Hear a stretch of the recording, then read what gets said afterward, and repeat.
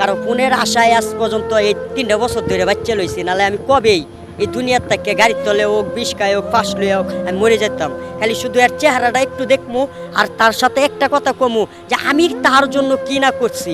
আমি জীবনে যা কিছু কামাইছি, আমার বাপের সম্পদ আমি অর্ধেক লিখে দিছি তার নামে, নাহলে তার জন্য আমি কি না করছি। আমি কোনোদিন যাবো না তোমার চাইরা, ওই কথাটি মনে হইলে আমার দুনিয়াতে আর কিছু ভালো লাগে না। এই জন্য রাস্তায় থাকি, বন্ধু বান্ধবের আড্ডায় থাকি, গাঞ্জা মুঞ্জা করেন বুল্লে মুল্লে থাকার জন্য।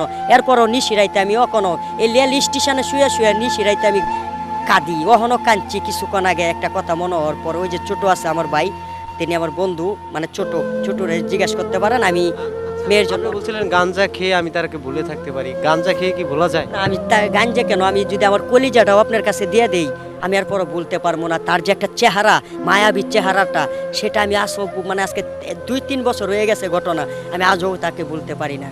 আমি বাপ মা চাইরে দিতে পারছি, সম্পদ চাইরে দিতে পারছি, টাকা পয়সা।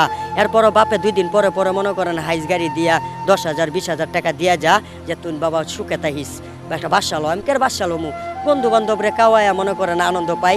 মানে এই যে মাইয়া আমি এই যে স্টেশনে অনেক খারাপ মাইয়ারা থাকে, তারার পাতা আমি মানে তারার কোনো নজরেই নাই। আল্লাহর কাছে এটাই আমি অহনো আগেও বলছি, অহনো বলি, যেন আল্লাহ আমার এই জোড়াটা অহনো মিলায় দেয়। আপনার প্রিয় মানুষের জন্য তার উদ্দেশ্যে কি বলতে চান? তার উদ্দেশ্যেই বলি, তিনি যেন আমার আর কষ্ট না দেয়। আল্লাহ যেন তারে মানে আমার জন্য মনটা লুলাইয়া দেয় এই চ্যানেলটা, মানে এই ভিডিওটা দেখার পরে। আর বিশেষ কইরা যে জায়গায় থাকে আমার লগে একটু ফোনে কথা হোক, আর কোনো কিছু আমি আল্লাহর কাছে চাই না, খালি একটু ফোনে কথা হোক।